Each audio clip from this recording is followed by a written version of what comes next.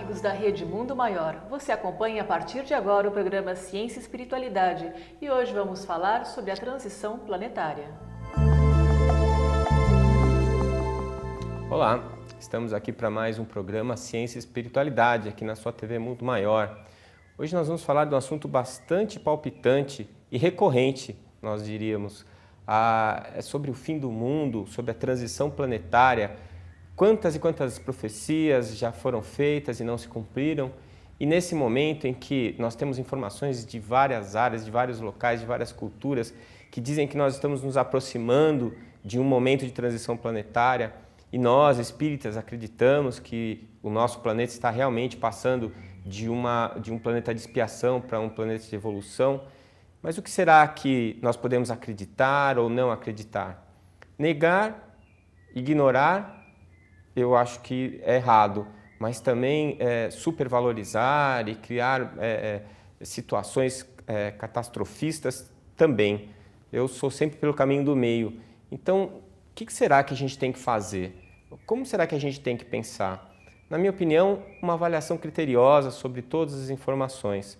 Depois, avaliar um julgamento, fazer uma opinião, formar uma opinião a respeito desse assunto. E é por isso que hoje o Ciência e Espiritualidade traz o Cláudio Zanata, que é escritor, palestrante espírita e que tem estudado bastante o assunto para nos trazer algumas informações e para que nós possamos refletir sobre essas informações e tirar as nossas próprias conclusões. Profecias à parte, nós podemos notar que nosso planeta está em transformação. Muitas coisas têm acontecido, a geologia e a meteorologia têm mostrado isso. Mas o que será que é verdade? O que será que deve nos preocupar ou não? Vamos à entrevista. Para falar sobre a transição planetária, as profecias e as previsões, estou com Cláudio Zanata. Cláudio Zanata, além de palestrante, ele é o revisor do livro A Gênese, que contém essas informações, não é mesmo, Cláudio? Isso. Olá, Giovana.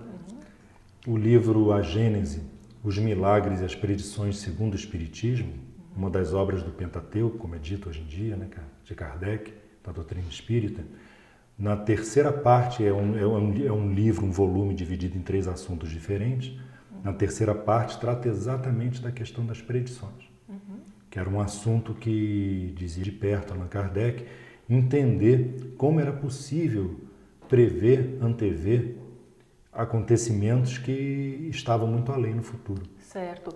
O livro A Gênese foi escrito em 1868. Isso, a primeira edição saiu em 4 de janeiro de 1868. Certo. Um ano e pouco antes do desencarne de Allan Kardec. E já nessa época, então, havia uma preocupação com o que poderia acontecer, né? Como que seria essa transição, né? Como que eles colocam isso no livro? De uma forma alarmista, de uma forma mais tranquila? Não, é muito ao contrário. Allan Kardec, que era, segundo Camille Flammarion, o bom senso encarnado, né? Ele tinha sempre o cuidado de não alarmar. Ele dizia que não haveria necessidade de uma transição violenta, brusca, inopinada, embora outros textos digam que sim, que a transição vai passar por comoções geológicas, o que vai implicar aí numa certa fase de turbulência do planeta, né? Como se fosse um solo que já está esgotado, sendo preparado para um novo plantio, para uma nova semeadura. Sim, e muito se fala, né, desde 1999, né, que haveria uma grande transição em 2000. Aí depois, como em 2000 todo mundo esperava o dito fim do mundo e nada aconteceu, não. Os maias que já viram isso e será em 2012. Afinal, existe uma data ou não? Não. Aí eu digo assim, olhando para a câmera, absolutamente não existe data alguma. Inclusive o próprio Cristo deixou muito claro isso. Ele disse que nem ele e nem os anjos saberiam dizer quando seria essa data, apenas o Pai. Ou seja, ele deixou claro que ele mesmo não tinha o controle sobre esse processo, que ele não poderia dizer em que data isso ocorreria. É uma forma sensata, né? Até para não causar espanto e temor nas pessoas, né? Isso. Joana de Ângeles, inclusive, no seu texto A Grande Transição, pela psicografia do Divaldo Pereira Franco, em julho de 2006, ela fala das comoções geológicas, ela fala do processo de expurgo, ela fala sobre tudo isso. mas no final deixa muito claro que ninguém tema a questão do desencarne. Até porque, independente de comoções, desencarnar, todos nós vamos. Sim. Não tem jeito, né? Então, um dia nós vamos desencarnar e vamos reencarnar lá na frente depois. Todos juntos ou sozinho, é Ou apenas sozinho, uma questão... exato, é só uma questão de juntos ou separados, né? Certo. Bom, existem, como você mesmo colocou, existe na Gênese uma parte que fala sobre as profecias. Sobre as predições. As predições, né? Isso também aparece na Bíblia, né? O que a gente pode, desse estudo, né, dessas profecias, das predições, o que a gente pode inferir daí? O que a gente pode inferir é que a Terra está passando por uma fase de transição. O planeta Terra está passando por uma fase de transição. E isso não ocorre só com a comunidade, digamos assim, espiritualista.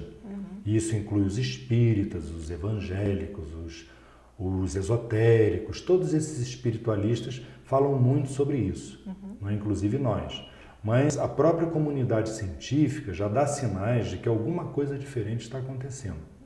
Eu tenho acompanho há muitos anos o site da NASA, recebo newsletters da NASA toda semana e tenho visto um movimento incomum de sondas que foram lançadas muito recentemente, monitorando a nossa estrela, o Sol, o comportamento dela, monitorando o comportamento da magnetosfera da Terra, que é o chamado cinturão de Van Allen, que protege a Terra das radiações vindas do Sol, e outros telescópios na faixa do infravermelho, monitorando o espaço profundo.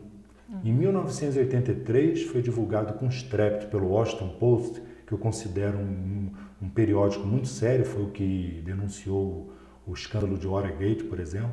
Né? Eles, em 1983, noticiaram que a NASA, o satélite IRAS, havia descoberto um astro na órbita do Sol muito distante, que teria algumas vezes o tamanho de Júpiter. Essa notícia foi imediatamente abafada, o satélite foi colocado fora de serviço, entre aspas, não é? E acreditamos que ele passou a monitorar esse astro a partir de então até o esgotamento do seu combustível nos anos 90.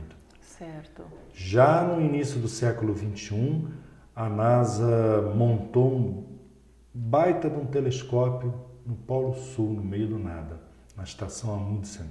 Está lá o South Pole Telescope, telescópio do Polo Sul, voltado para o Equador, para o Polo Sul Celeste, que é de onde se supõe que virá o chamado astro intruso, né? Certo. Para falar um pouquinho mais sobre o astro intruso, a gente vai deixar para o nosso próximo bloco. Isso, exato. Voltamos já já.